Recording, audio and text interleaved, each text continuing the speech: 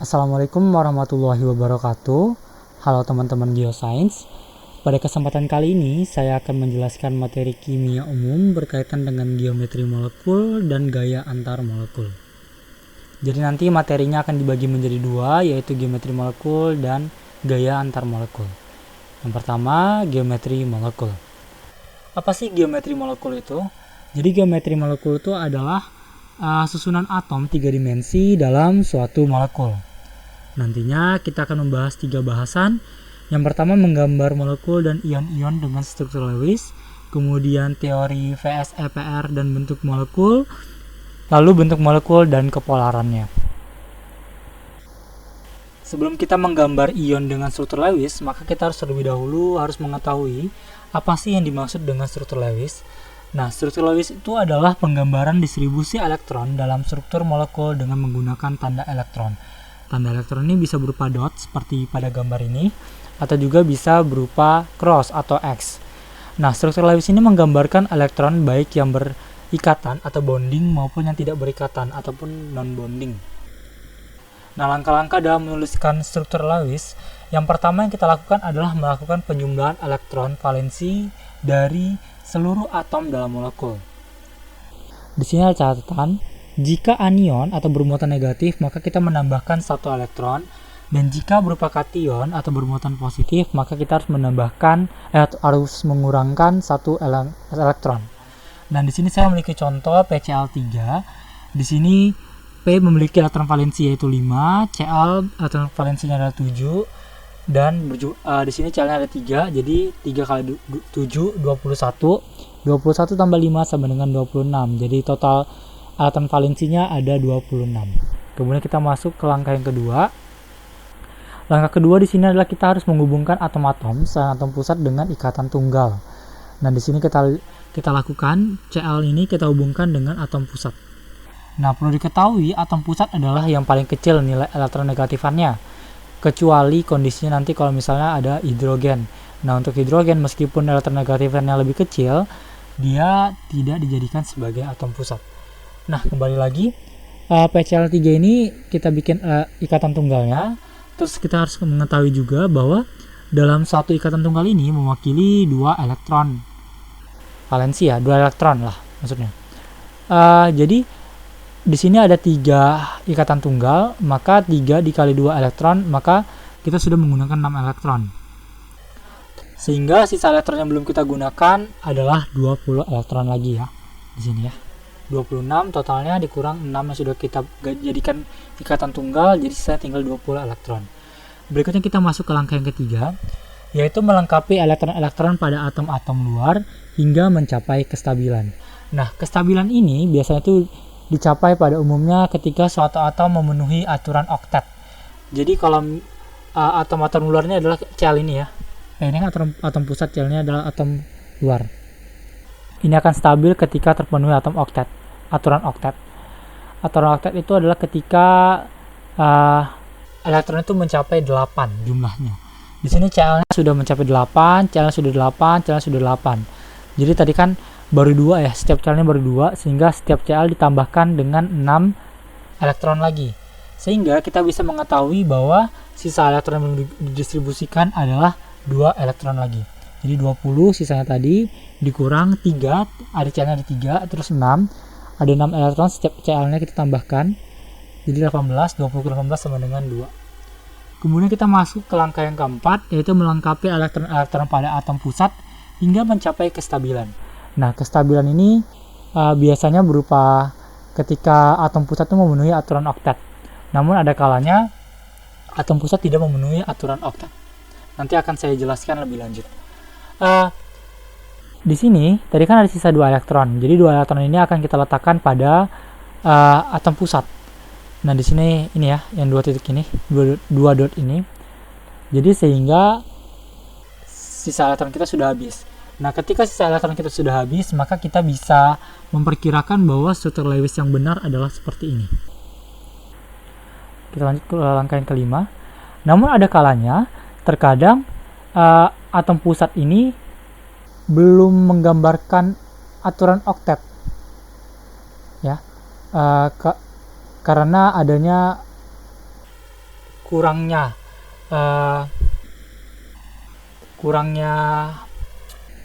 elektron maksud saya. Nah, di sini contohnya adalah HCN. Di sini H berikatan tunggal dengan C dan N ikatan tunggal. Di sini N memiliki 6 elektron bebas. N sudah memenuhi aturan oktet. H dia tidak memenuhi aturan oktet karena dia termasuk pengecualian karena dia berkurang dari 8 sehingga dia hanya 2 saja. Tapi C di sini seharusnya memenuhi aturan oktet. Hanya saja di sini dia baru memiliki 4 elektron, maka dia membutuhkan 4 elektron lagi. Bagaimana sih cara mendapatkan 4 elektron lagi?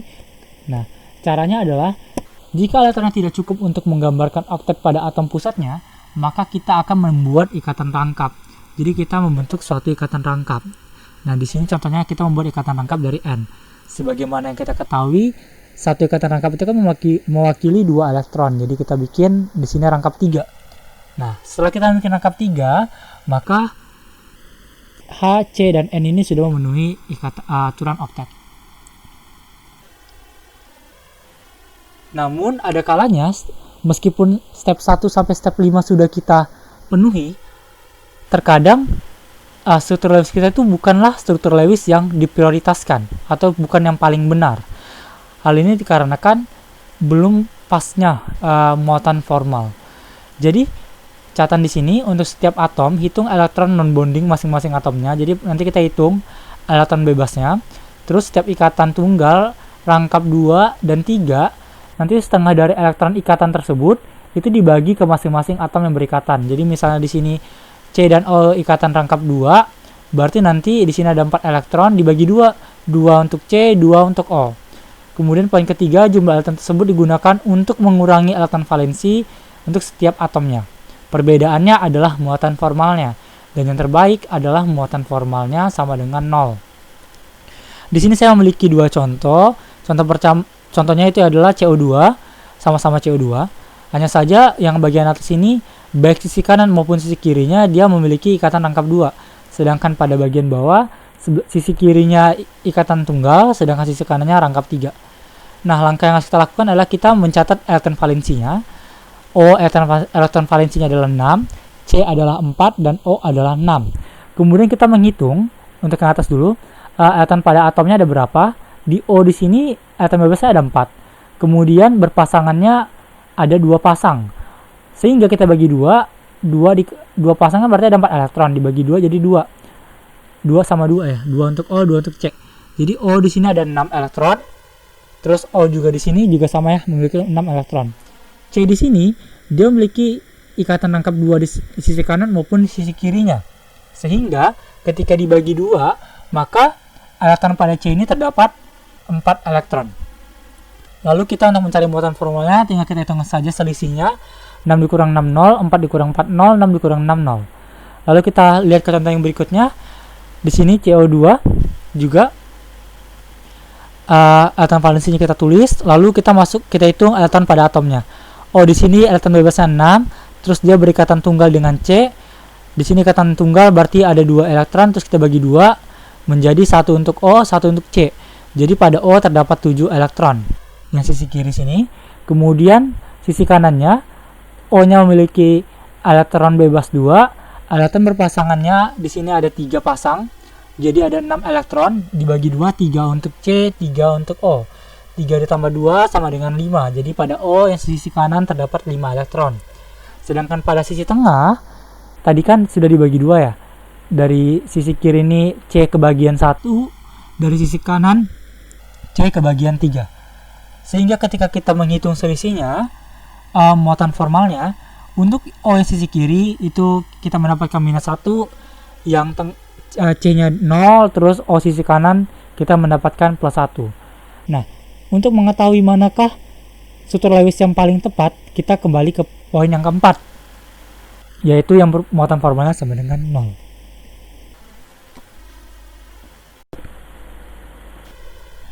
Berikutnya kita masuk ke pengecualian aturan oktet. Tadi saya sudah menyebutkan bahwa atom pusat itu tidak selalu harus memenuhi aturan oktet. Jadi kalau misalnya dia memenuhi ketiga kondisi ini, maka atom pusat itu bisa tidak perlu untuk memenuhi aturan oktet. Kondisi yang pertama adalah ion atau molekul yang jumlah elektronnya ganjil. Di sini kita lihat N memiliki elektron valensi yaitu 5. Ya, 5. Sedangkan O elektron valensinya di sini ada 6. Nah, jadi total jumlah elektronnya semuanya adalah 11 ya. 11 ini adalah bilangan ganjil. Dan jika kita lihat O-nya di sini sudah memenuhi aturan oktet 4. Kemudian ini ada 2 pasang, berarti 4 tambah 4 berarti sama dengan 8 ya. O sudah memenuhi aturan oktet. Sedangkan si N ini, nitrogen ini belum memenuhi aturan oktet. Karena di sini dia baru 2 terus tambah pasangan elektron yang berikatan 4 tambah 2 6 tambah 1 7. Tapi dia tidak apa-apa karena elektronnya jumlahnya ganjil sehingga diperbolehkan. Kemudian yang kedua, ion atau molekul yang jumlah elektronnya lebih sedikit dari oktet atau lebih kurang dari 8. Contohnya di sini adalah BF3. B itu elektron valensinya 3 dan F itu elektron valensinya 7. Nah, karena BF3 7 kali 3 21, 21 tambah 3 24. Sehingga BF3 ini sebenarnya untuk kalau kita melihat dari kaidah pertama dia harus memenuhi aturan oktet, tapi kalau kita lihat kondisi kedua sebenarnya B ini tidak perlu memenuhi aturan oktet. Kenapa? Kita lihat di sini BF3 ini kan F ini sudah memenuhi aturan oktet ya, 8. Ini juga 8, 6 tambah 2 ya, 8. 6 tambah 2 juga 8. Tapi sedang di B-nya sendiri ternyata 2, 2, 2 baru 6. Kalau kita memaksakan B ini untuk menjadi ikatan rangkap atau memenuhi ikatan oktet, memenuhi aturan oktet sehingga dia harus membentuk suatu ikatan rangkap 2, maka nantinya B ini muatan formalnya bukan lagi 0. Maka itu tidak menjadi yang prioritasnya. Kemudian yang ketiga, kondisi yang ketiga yaitu ion atau molekul yang jumlah elektronnya lebih banyak dari 8. Ini maksudnya dari 8 ya. Contohnya di sini adalah PCl5. Nah, PCl5 di sini dia itu memiliki ikatan rangkap tunggal 5 dengan Cl, setiap Cl-nya.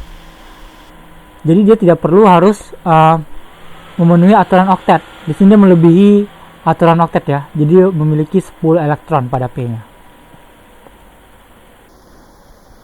Berikutnya kita lanjut ke resonansi. Resonansi adalah delokalisasi elektron pada molekul atau ion poliatomik tertentu di mana ikatannya tidak dapat dituliskan dalam satu struktur Lewis saja. Nah, struktur molekul yang memiliki delokalisasi elektron disebut struktur resonans. Jadi, contohnya di sini misalnya O3. O3 di sini tuh tidak bisa kita gambarkan dengan satu ini aja, struktur ini. Karena dia mengalami delokalisasi elektron atau perpindahan elektron dalam molekul yang berpindah-pindah. Nah, sehingga penggambarannya itu bisa dalam bentuk ini, yang pertama, bisa dalam bentuk seperti ini. Ini karena perpindahan elektronnya ya, yang berpindah-pindah. Atau mungkin waktu kalian SMA ya, itu kalian pernah melihat benzen atau C6H6. Itu kan dia struktur ring ya, struktur cincin. Digambarkan biasa seperti ini. Tapi terkadang juga bisa digambarkan seperti ini karena dia mengalami perpindahan elektron. Atau bahkan karena perpindahan elektron ini tidak bisa diketahui dengan pasti, terkadang untuk penggambaran struktur benzen itu dilambangkan dengan seperti ini saja. Seperti itu.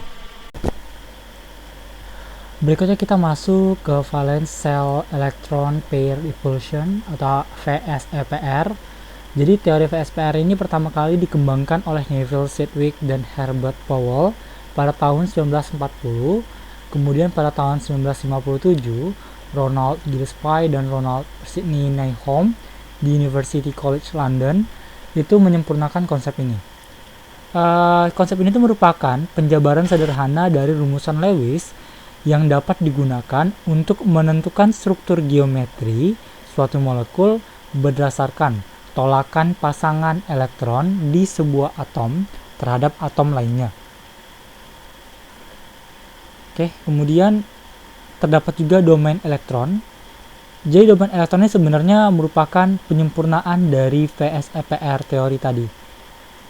Di sini tuh kalau di domain elektron tuh sudah ada atau sudah ditunjukkan kedudukan suatu elektron atau daerah keberadaan elektron itu di mana sih sebenarnya gitu.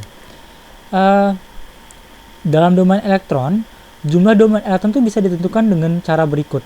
Yang pertama, setiap pasangan elektron berikatan, baik ikatan tunggal, ikatan rangkap 2 atau rangkap 3, itu dihitung memiliki satu domain. Kemudian, setiap pasangan elektron bebas itu dihitung memiliki satu domain. Nah, notasinya bagaimana? Notasinya adalah AXM-EN, di mana atom pusat itu adalah A, X adalah pasangan elektron ikatan, M adalah jumlah pasangan elektron ikatan, E pasangan elektron bebas, dan N adalah jumlah pasangan elektron bebas. Kemudian kalau kita berbicara mengenai geometri dari suatu molekul, maka kita akan berkaitan juga dengan sudut ikatan pada model VSEPR. Nah, di sini jelaskan dalam suatu molekul, elektron-elektron yang terdapat pada molekul tersebut akan saling tolak-menolak karena memiliki muatan yang sama. Jadi kan kalau muatan yang sama, dia akan cenderung untuk tolak-menolak. Sehingga untuk mengurangi gaya tolak tersebut, atom-atom yang berikatan, yang warna merah ini, akan membentuk suatu struktur ruang tertentu hingga tercapai gaya tolak yang minimum. Ini saya memiliki contoh yang pertama. Di sini ada H2O. Nah, di sini H2O itu kondisinya misalnya memiliki 2 elektron bebas ya. Nah, 2 elektron bebas ini memiliki gaya tolak menolak. Karena tolak menolaknya itu adalah di sini, kalau kita lihat dari diagram ini, dia adalah paling besar, sehingga menyebabkan sudut yang terbentuk antara pasangan elektron ikatan antara H dan O ini menjadi kecil ya, 104,5 derajat saja. Kemudian untuk gambar yang kedua ini, kondisi yang kedua, yaitu ketika gaya tolak antara PeB dan PeI.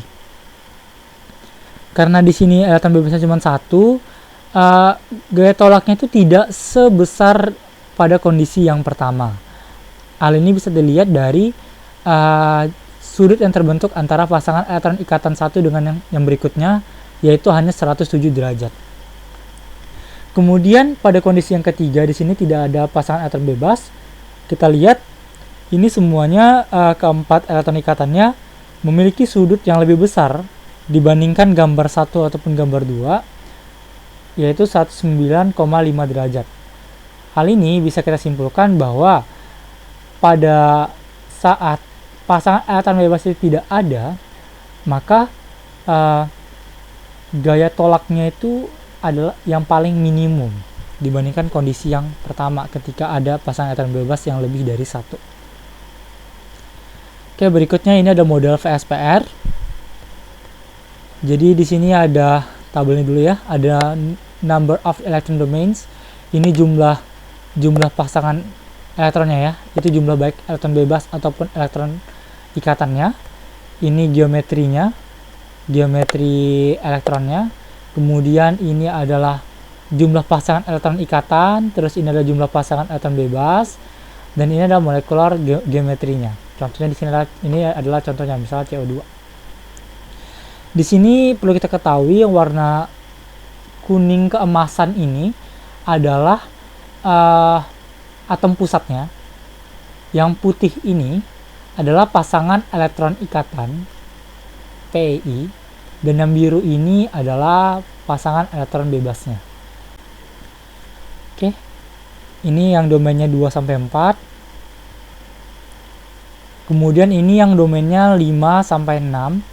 Oke, ini dibaca saja. Oke, berikutnya jadi kita bisa simpulkan bahwa dalam menentukan bentuk molekul, kita harus melalui 4 tahapan. Nah, tahapan yang pertama adalah kita menentukan rumus molekulnya. Misalnya di sini adalah NH3. Setelah kita membuat rumus molekulnya, maka kita harus membuat struktur Lewisnya dengan tahapan yang seperti yang sudah saya jelaskan pada awal video tadi. Di sini misalnya NH3 ya, struktur Lewisnya seperti ini. Setelah kita sudah selesai nih struktur Lewisnya, kita mulai membentuk geometri domain elektronnya.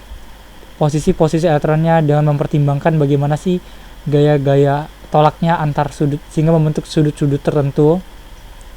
Lalu setelah sudah terbentuk, maka kita bisa menentukan geometri molekulnya dengan cara hanya melihat pasangan elektron ikatannya saja. Misalnya ini NH3 ya. NH3 ini kan sebenarnya di bagian atasnya di sini itu ada pasangan elektron bebasnya. Tapi di sini untuk kita melihat geometri molekulnya, kita hanya melihat bentuk yang elektron ikatannya aja. Di sini kita lihat dia membentuk trigonal piramida. Lalu bahasan berikutnya mengenai bentuk molekul dan kepolaran.